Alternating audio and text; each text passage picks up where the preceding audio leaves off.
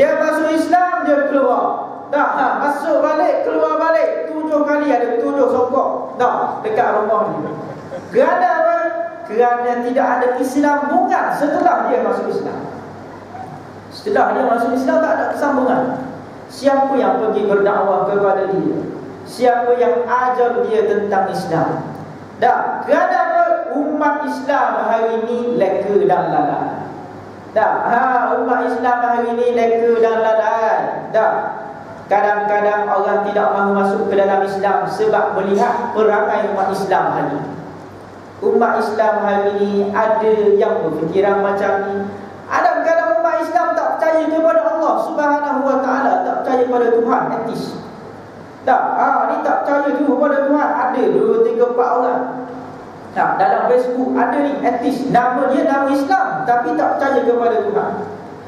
Saya teringat cerita yang berada di Eropah. Orang tak percaya kepada Tuhan. Seorang guru tu dia etis, tak percaya kepada Allah Subhanahu Wa Taala. Lalu dia pun nak ajarlah kepada anak murid dia. Supaya orang lain pun sama macam dia, tak percaya kepada Tuhan. Masuk dalam kelas tuan. Lalu dia tanya anak murid, "Anak murid sekalian, nampak tak ni apa? Meja," kata anak murid. "Nampak tak ni apa? Nampak lampu. Nampak tak ni apa? Kipas. Kipas ada ke tidak ada? Ada. Meja ada ke tidak ada? Ada. Lampu ada ke tidak ada? Ada. Sebab apa? Sebab saya nampak." Maka apa yang dia nampak itu ada, apa yang tak nampak itu tidak ada. Lalu dia kata, "Tuhan nampak ke tidak?" Anak murid dia jawab, "Tak nampak." "Tuhan ada ke tidak?" "Tidak ada." "Tak ada." Pasal apa? Pasal tak nampak. Lalu dalam kelas ada seorang budak nakal. Biasalah dalam kelas memang biasa ada seorang budak nakal. Maka budak nakal ni pun bangun. Dia kata, "Kawan-kawan, nampak tak otak cikgu?" "Tak nampak." "Cikgu tak ada otak." Lalu cikgu ni pun berfikir, bukan semua benda yang tak nampak itu tidak ada. Ada benda yang tak nampak tapi ada. Maka orang yang bertakwa, Allah Ta'ala sebut tadi ayat yang ketiga, alladzina yu'minuna bil ghaib. Dalam surah Al-Baqarah, sifat orang yang bertakwa, alladzina yu'minuna bil ghaib. Mereka ini golongan yang beriman dengan perkara ghaib, perkara yang tak nampak depan mata. Dia tak nampak depan mata dia, maka dia ni orang beriman. Apa benda yang dia tak nampak? Dosa, pahala, syurga dan neraka, dan benda-benda yang dia tak nampak, syaitan dan sebagainya. Maka orang beriman dia kena percaya. Dia kena percaya dengan dosa. Dia kena percaya dengan pahala, percaya dengan syurga Allah, dan dia kena percaya kepada neraka Allah Subhanahu Wa Taala. Bila kita percaya dosa, pahala, syurga dan neraka Allah Subhanahu Wa Taala, inilah yang akan menjadikan kita baik. Kita akan jadi orang yang bertakwa apabila kita ada kepercayaan dengan perkara baik. Kita percaya bila kita datang ke surau, Allah Ta'ala bagi pahala yang sangat banyak. Kullu amali bini Adam lahu al-hasanatu bi'ashri amthaliha ila 700 dhi'fin illa as-siyam fa innahu li wa ana ajzi. Setiap amalan anak Adam itu baginya al-hasanatu bi'ashri amthaliha. Satu kebaikan Allah Ta'ala ganda hingga 10 ila 700 dhi'fin, sehingga 700. Allah Ta'ala ganda hingga 700. Satu kebaikan 700 Allah Ta'ala ganda. Kita datang ke surau untuk apa? Untuk solat tarawih. Satu langkah kita langkah, Allah Ta'ala ganda 10 hingga 700. Hadis ini hadis sahih, menyebabkan syaitan jadi pening. Syaitan kata kalah dah kita, kalah dah kita dengan umat Islam. Sebab satu dia buat, 10 dia boleh, sehingga 700. Kalau kejahatan ni, kalau kejahatan kita buat apa? Kita tengok orang perempuan, orang lelaki contoh.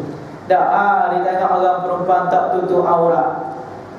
Maka satu kejahatan, Satu kejahatan kata ulama, pasal di kita ni ada dua malaikat. Satu malaikat rakib, satu malaikat atid. Malaikat pencatat amalan baik, malaikat pencatat amalan buruk.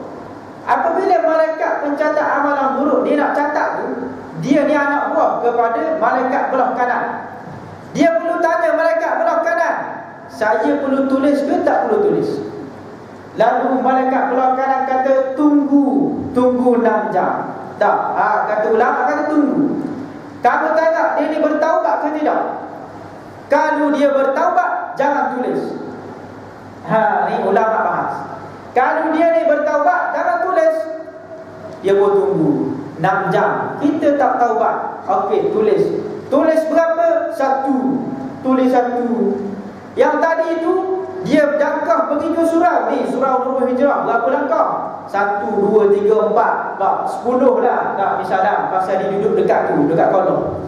Faham tak? Dekat paling baik tu dia duduk. Ke langkah masa tu 10. Tak. Maka 10 darab 700 boleh berapa? Ya. Boleh 7,000. 7,000 1 mana menang? 7,000 dengan 1 menang 7,000. Tak, sebab itu syaitan jadi confused. Tapi macam tu pun masih ramai orang Islam masuk dalam neraka Allah Subhanahu wa taala. Kenapa? Kerana ada di kalangan kita yang langsung tak puasa, langsung tak sembahyang, kadang-kadang sembahyang, kadang-kadang tidak. Saya bercakap dengan seorang profesor sebelum saya tutup majlis ni. Saya bercakap dengan seorang profesor tu, dia cerita tentang sembahyang. Dia melarang disebut nama profesor. Cuma saya sebut. Dia kata dia buat kajian tentang orang sembahyang, pelajar sekolah menengah daripada Johor sehingga Perlis dia masuk. Dia buat kajian. Hasil daripada kajian 20% sahaja sembahyang, 80% tak sembahyang. 80% tak sembahyang. Salah siapa? Salah siapa? Anak muda kita 80% tak sembahyang. Salahnya ibu bapa. Ibu bapa yang pertama, Allah Ta'ala tanggungjawab. Kenapa kamu tak ajar anak kamu? Muru auladakum, hendaklah kamu suruh anak-anak kamu umur 7 tahun dengan sembahyang. 7 tahun suruh sembahyang. 7 tahun sembahyang. Apabila umur 10 tahun, wadribu, hendaklah kamu pukul. Pukul. Umur 10 tahun tak sembahyang, pukul. Kata Nabi sallallahu alaihi wasallam. Kita kata okey, kita dah didik. Yang kedua siapa silap? Yang kedua silap kalau mak ayah dah didik, guru-guru yang berada di sekolah. Guru-guru yang berada di sekolah ni jangan hanya ajar mata pelajaran yang diajar saja. Tak, hari ni guru-guru kalau masuk dalam kelas, okey buka surat 24. Tak, murid-murid buka surat 24. Okey, sejarah dan kita pembesar-pembesar yang baca habis hari free. Assalamualaikum, jumpa lagi minggu depan. Tidak ada apa-apa anak murid dia dapat. Masa saya sekolah dulu, saya suka dengan seorang guru. Dia bukan ustazah, tapi dia ajar sains. Apabila dia masuk dalam kelas, sebelum dia buka kitab sains dia tu, buku teks sains dia tu, dia akan tanya, siapa tak sembahyang hari ni? Bangun. Lalu orang berbangun, siapa tak sembahyang? Lepas dia denda orang tak sembahyang. Kenapa kamu tak sembahyang? Padahal dia ajar sains. Ustazah masuk tak buat macam tu? Faham tak? Masa saya sekolah ni, ustazah masuk tak buat macam tu. Tapi dia ajar sains, dia ambil cakna tentang anak murid dia. Kenapa kamu tak sembahyang? Kamu tahu tak sembahyang ni, tinggal ni boleh dia punya akibat macam ni. Tu guru sains. Sampai hari ni saya lihat. Kenapa? Kerana dia mengajar, menitik beratkan tentang Islam dalam pembelajaran. Oleh sebab itu, kita semua menjadi kewajipan menyebarkan Islam ke dalam masyarakat kita. Dan apabila kita melaksanakan tuntutan Allah Subhanahu wa taala, itulah the best Ramadan. Dan yang boleh menyebabkan kita ni keluar daripada orang yang jahil kepada orang yang alim. dan boleh membentuk diri kita daripada orang yang tidak bertakwa menjadi orang yang bertakwa. Mudah-mudahan tazkirah saya pada malam ini kita dapat mengambil manfaat dan rahmat Allah Subhanahu wa taala jatuh kepada diri kita semua. Sebelum saya menutup majlis saya ini, saya buatlah pengumuman. Saya datang daripada Terengganu ni, Darul Iman, kerana ingin mengutiplah sumbangan untuk Madrasah Tarbiyah Islamiyah Darul Hijrah di Cendering. Dekat kampung Cendering sana tu kita ada madrasah. Jadi pusat tahfiz dan anak yatim. Sekarang kita sedang buat bangunan. Maka kita buka untuk sijil wakaf. Siapa yang mahu wakaf untuk ayah dia yang telah meninggal dunia, untuk diri dia, kau pandailah, boleh belaka kita ada sijil wakaf di belakang sana. Dan juga kita boleh salur untuk anak yatim semata-mata pun boleh. Pasal kita ada pusat tahfiz dan anak yatim. Sekarang ada 24 orang pelajar lelaki, 17 orang pelajar perempuan, 11 orang daripadanya anak yatim, 3 orang daripadanya anak yatim piatu. 11 orang anak yatim, 3 orang daripadanya anak yatim piatu. Anak yatim piatu ni kita tanggung secara percuma. Oleh sebab itulah saya harap tuan-tuan ni, bila kita tanggung secara percuma ni, maka kita tanggung belaka makan dia, minum dia, pakaian dia semua. Kita tanggung. Ni nak raya ni kita akan bagi duit kepada dia. 100 orang lah insya-Allah kita akan bagi, biar dia boleh merasai macam kawan-kawan dia boleh rasa. Kadang-kadang saya tengok bila kawan-kawan dia tu ayah dia datang kan, ayah dia datang mari tengok anak dia ni tidak ada ayah. Maka dia tengok saja ayah kawan tu makan dengan dia. Seorang nama tu Rashid, ini berlaku depan mata saya. Kalau kawan-kawan saya pernah cerita, saya tak tahulah. Cuma dia berlaku depan mata saya. Orang lain dia ajarkan makan dengan mak ayah dia. Dia nama Rashid. Rashid ni umur 10 tahun, darjah 4. Dia tengok orang lain makan dengan ayah dia. Dia pergi dekat pembinaan tu ada pasir. Pasir tu ada batu. Kita nak buat pasir untuk pelas Lalu dia kutip batu. Saya tanya Rashid, buat apa kutip batu Syed? Dia kata saya nak letak dekat kubur mak ayah saya. Pasal saya tidak ada mak, tidak ada ayah. Mudah-mudahan saya letak batu ni boleh jadi zikir kepada mak dan ayah saya yang berada dalam kubur. Sedih saya tengok dia. Mudah-mudahan kalau tuan-tuan boleh ada sumbangan lebih, kita ada buat sumbangan di belakang sana juga. Kita bawa jualan sambil menderma.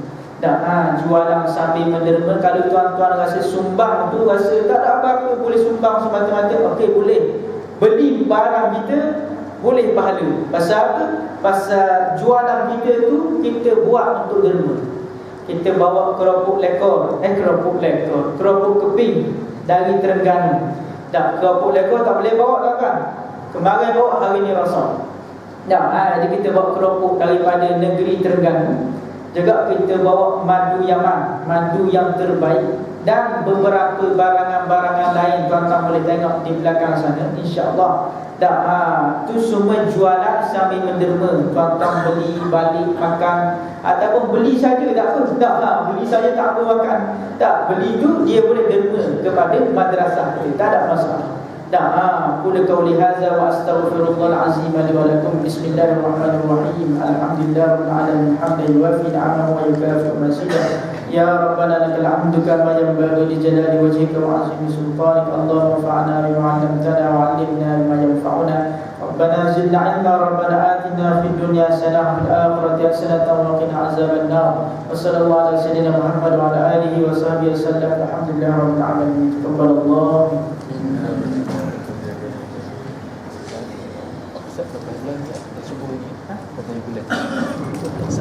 Alhamdulillah, terima kasih Ustaz.